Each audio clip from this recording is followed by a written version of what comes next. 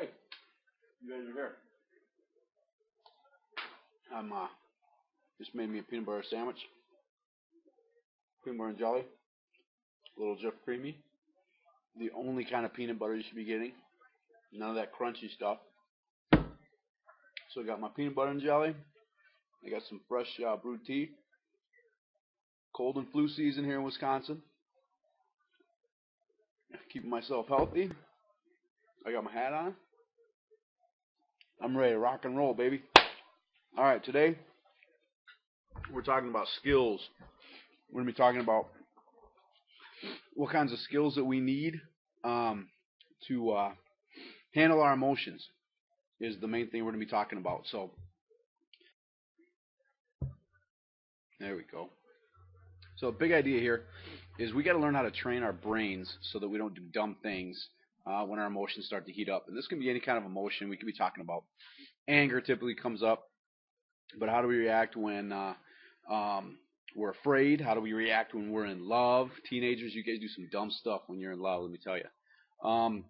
What happens when we're startled? What happens when we have rage? What happens when we have frustration? All those things happen, and we need to develop some skills. We need to build some skills so that we know how to act, how to react in appropriate ways. So that's what we're going to start talking about.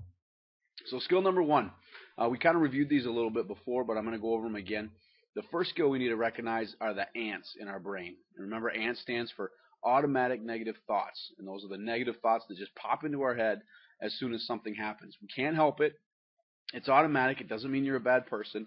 It just means that your amygdala, which we talked about, that fight or flight part of your brain, is going to kick in. And we have to recognize that we're going to react quickly and sometimes negatively, or we're going to think negatively right away. And so we have to be able to understand that so we can combat it.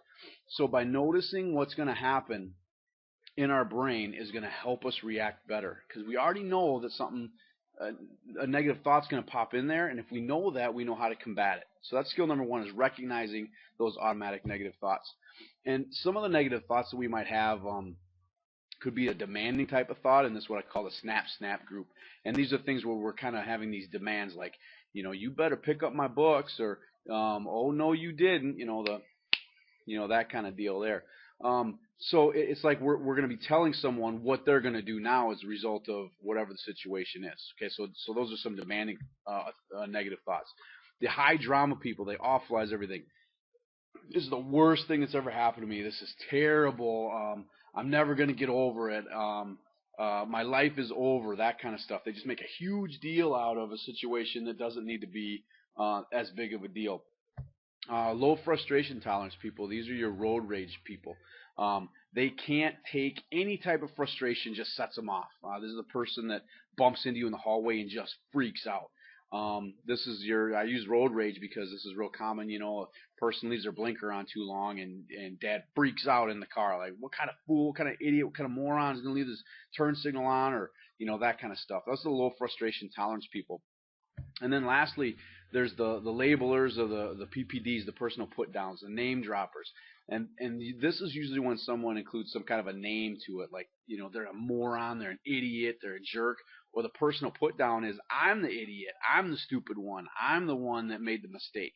So sometimes we can put those labels on ourselves as well. And so we want to pay attention to some of those. Those are some of the different types of negative thoughts that a person might experience.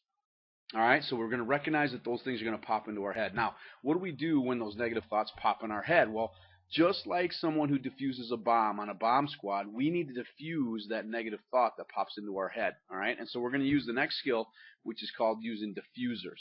All right, and what diffusers are is they help us calm down so that we can react a lot better. All right, which is changing the way that we think. It's just looking at it from a different perspective instead of letting that negative thought take hold.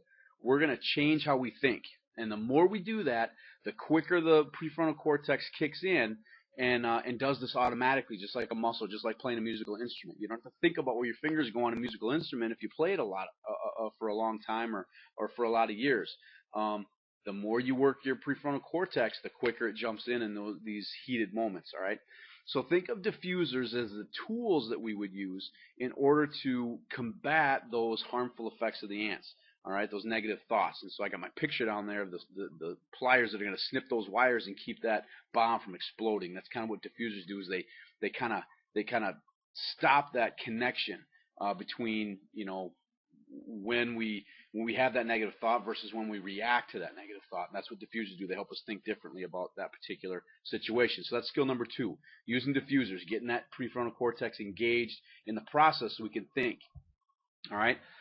These are some examples here that we can use, some comments we can use, like just telling yourself, stay calm, telling yourself it could be a lot worse, take a deep breath, you know, I need to keep my cool, it's not that big of a deal. I mean, so these are all different types of comments, different types of ways of thinking that we can use in order to combat those negative thoughts. Skill number 3, practice compassion. And this is a tough one because sometimes it's hard to be compassionate, or we don't want to be compassionate in a certain situation. Maybe somebody's done something that's hurt our feelings. Maybe someone's done something that actually physically hurt us, or maybe it's something that's damaged, you know, a relationship, and we're angry about it. Okay, it's hard to use some compassion, all right? But all it means is put yourself in their shoes. There's the golden rule: do unto others as you would have done unto you. All right. So how would you want to be treated? Ask yourself that question. How would you want to be treated if you were the other person? All right. Let's say, and we've used this example before, you're walking through the hallway and someone bumps into you and your books go flying out of your hand. Okay. What if you were the one that accidentally ran into somebody and knocked their books out of their hand? How would you want them to react to you? All right. And that's kind of what compassion is. All right. My dishwasher just kicked out. I'm going to turn it off. Hang on.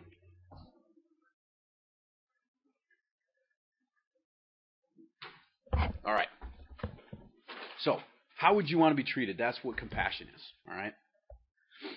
So these are some examples I put up here. You know, I know what it's like. It's happened to me before. I'm sure that's embarrassing. So it's putting yourselves in those shoes and saying, you know what, I can imagine that being in your shoes would be a little uncomfortable too. And so you have that compassion, you have that degree of sensitivity, so that you don't go flying off the handle because you wouldn't want someone doing that to you. All right. So that's kind of the attitude that we want to have, that attitude of compassion, assuming things are accidental, not assuming that people do things on purpose. All right. That's a good first step into practicing compassion. Skill number 4. Now we've got to decide, what are we going to do? All right, here's where we make a decision. All right, and I use this acronym, slow home run. So I use the term batter up. All right, can you hit a slow home run? And so that acronym stands for, first of all, is the decision you're going to make safe? All right, are you going to get hurt? Is someone else going to get hurt? And so that's what the first question you want to ask yourself is, what I'm going to do safe? All right, second question I want to ask is, what I'm going to do legal? Now, it doesn't mean it's necessarily against the law, but is it breaking some kind of school policy? Is it going to get you in trouble at school? You know, that kind of stuff. So is it something that's going to get you into some kind of trouble? Or maybe you can get someone else into some kind of trouble. All right, so that's what the legal part means. Next is it okay with my parents? Is it okay with my family? Would they be proud of how I handled myself in this situation? All right, and that's another question to ask ourselves. How am I going to represent my family in terms of how I react in this particular setting? H stands for healthy. Is this a healthy decision? Is it going to knock my health out of balance? You know, the emotional, social, spiritual. What do we got? Social, emotional, spiritual, physical, and mental. All right. Is it going to knock me out of whack somehow with what I'm going to do? Is it going to create more problems socially? Is it going to physically jeopardize me? Is, you know, that kind of stuff. Is it a healthy decision? And then lastly, is the decision right? And you guys know the difference between right and wrong. I mean, don't kid yourselves. You know what you should be doing and shouldn't be doing. And so it's a simple question of, is this a right thing to do or isn't it? All right. Now, the good thing about this acronym here, the slow home run, is if you answer no to any one of these, you can already pretty much write it off as not being a good decision. And you don't have to go through all 5 of them. So, for example, if you want to turn around and punch someone in the face, the first thing you'd think of is, that safe? Not necessarily. What if the person you punch is a principal of high school? What if the person you punch is 3 times bigger than you and is in a bad mood? All right, that might not be the safest move for you to make. All right, so you don't even have to look at the legal, okay with my family, and that kind of stuff. Is your decision safe? Well, sure. Is it the right thing to do? Maybe not, depending on what it is that you're thinking of. So you don't have to go through all 5. Once you hit a no, then you know that that's not the greatest decision. All right, and then you move on to another option. All right, so that's what making decisions is about. Those are the 5 steps into making that good decision. Next up, how are we going to carry out this decision? Okay, what are we going to say and how are we going to say it? And so we use this another acronym called ACT. So I'm going to act now on that decision. And what that stands for is assertive communication techniques. All right, and communicating what you want to have happen, and you want to communicate how you feel about the situation. So now notice who the focus is on. The focus isn't on the other person. The focus is on yourself. The focus is on what's going on with you, because you know what's happening inside of you. You don't know what's happening with somebody else. That's just an assumption. You know what happens when you assume, don't you? I bet you do. So you're just focusing on myself, okay? What's going on with me in this situation, all right? Now remember to use that compassion, all right? You want to make sure you keep that attitude of compassion, assuming it's an accident, assuming a person's not doing it on purpose, helps to soften the way that you react in a certain situation, all right? So you want to focus mainly on, what's going on with you, using that attitude of compassion, and using what we call I statements, which means that I'm going to try to use the word I as much as I can. Okay, I feel this way when this event occurred. Okay, instead of being like, you did this to me, you made me feel this way, that those are you statements. You want to try to focus on the I statements. We're going to practice those in class, and it's a lot tougher than you think. So those I statements helps keep the focus on me and what's going on with me, and not so much what your motivation was, because that's an assumption, and we may be wrong, and that can create a whole new conflict. All right. So those are how we want to use those assertive communication techniques. Those are how we use the assertive communication techniques. All right. So skill number 5. These are some examples here. Ask for what you want. So I put some of these up here. I'd like, I'd appreciate, I'd rather, I prefer, that kind of stuff. I'd like you to stop saying that. Okay, not you quit, you knock it off. I'd like you to stop saying that. Okay, I'd appreciate it if I could just walk through the hall without getting bumped into, or something along those lines. Okay, now how do you feel? I was frustrated when this happened. I was annoyed when this event occurred. It was irritating to hear those words, that kind of stuff. And so this is the focus on what I would like to see happen, and here's how I'm feeling, or here's how I felt, and I want to see this happen from this point on. And so it's a way to effectively communicate what's happening with me. All right, and I have at the bottom there, you can add that word really for emphasis. So I'd really like it if, or I'd really prefer, or I was really concerned that, or I was really frustrated when, so you can kind of add that stuff in there too. So that kind of helps to, I guess, generate a sense of, urgency, or how serious the situation was. All right. And then the last step in the relaxation, these 5 skills that we're learning about, the 6 skills that we're learning about, is this idea of relaxation. Now, some people will say, well, why don't you relax right at the beginning so you calm down? Well, that's kind of what the diffusers are doing. The diffusers are helping us think differently. All right, and that's sort of like relaxing, is we're changing the way that we're thinking about the stressor. We're changing the way we're thinking about the situation. The relaxation part here at the end is to get rid of what I call the peripheral feelings. Okay, so the situation for the most part has been resolved. Maybe the person's apologized. Maybe you've realized that you were interpreting the situation, maybe a different way than what it was really intended. And so all of a sudden the situation now has gone from DEFCON 5 back up to DEFCON 1. All right, it's everything's calm again. But remember, we talked about the amygdala, and the amygdala is going to pound in those hormones. Okay, that adrenaline is going to start flowing through the body, and we get that edginess. All right. And it can take, 3 to 4 hours for our body to get rid of all of that adrenaline, all those hormones that our body dumps in to our bloodstream. All right. And so the relaxation part now gets rid of that peripheral like shakiness. And I'm sure we've all had that happen. Something happens, you get angry, the person recognizes right away, they apologize, they didn't mean it, they're sorry that they said that or they did that, and you forgive them, but yet you're still kind of irritated, you're still antsy, even though you've already resolved the conflict. This is where relaxation comes in. All right.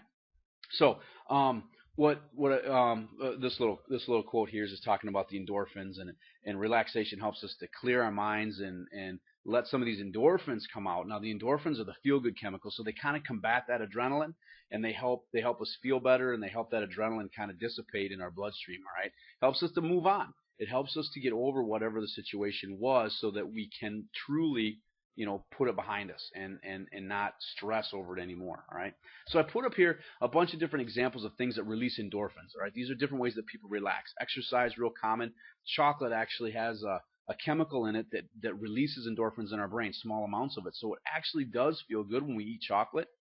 And girls, you've known this for centuries that, when you eat chocolate at certain times of the month, you feel a little bit better. That's because you're releasing endorphins, and it actually helps to make you feel better. All right. Laughter, watching a funny movie, or getting together with friends. Meditation, we talked about that in class, where you're simply getting quiet, getting your mind quiet, focusing on, maybe positive memories. We're thinking about those positive, those good things in our life. That's kind of like meditation or prayer, things like that, depending on your faith-based, the faith-based organization you might belong to. Music, a lot of people listen to music. Now with music, make sure you listen to music that calms you down. All right, listening to Slipknot, listening to some heavy thug music or something like that might keep you more agitated. All right. Now I'm not saying you got to listen to Barry Manilow because that might stress some of you guys out, but you want to choose music, whatever your style is, that calms you down. All right, that's the key. Is we're trying to relax. We're not trying to stay agitated. All right, so music that's going to calm us down is going to be important. Hobbies, things we like to do, making sure we're getting enough sleep, 7 to 8 hours of sleep minimum. That helps us to, helps our cells rejuvenate, especially as teenagers. You guys are growing, bones are growing, all kinds of things are growing. You got to get your sleep. That's when most of that stuff happens. So that helps with relaxation. There's this thing called progressive relaxation. And that's where we focus on different parts of the body, and we flex the muscles and relax the muscles, and then that kind of releases a lot of muscular tension. That's progressive relaxation. And then mental imagery, that's where we're thinking about positive things. We're imagining ourselves doing things correctly. We're imagining ourselves doing things right. We're imagining ourselves in a peaceful place. Think of yourself, on a beautiful island with a hammock and palm trees and waves, crashing on the shore. You're imagining being in some of those kinds of places. That's another way that we can relax. All right. And then there's other ways, but those are just some real common ones in terms that help us relax. So those are the 6 steps, and we're going to spend 3 or 4 days going through practicing some of these different things, practicing I statements and relaxation techniques and all that kind of stuff. But at least you got them down in your notes now, so you know what the 6 steps are. All right, I'll review them quick. We got 1, recognize the ants. 2, use diffusers. 3, have the attitude of compassion. 4, make a decision. 5, act on that decision. And then 6, make sure you use some relaxation techniques so you can calm down when it's all said and done. All right. So now you got some skills. All right. And like I said, we're going to go over those skills in class as well. So I'm going to enjoy the rest of my tea. I still got a little bit of sandwich left. There we go. Make sure you log on to Kia. Get your quiz in. Don't be late. Get it in. It'll only take you, a minute or so. And then you'll have the skills you need to be able to deal with any kind of emotional situation. All right. All right, I'll check you later. This is Mr. T. I'm out.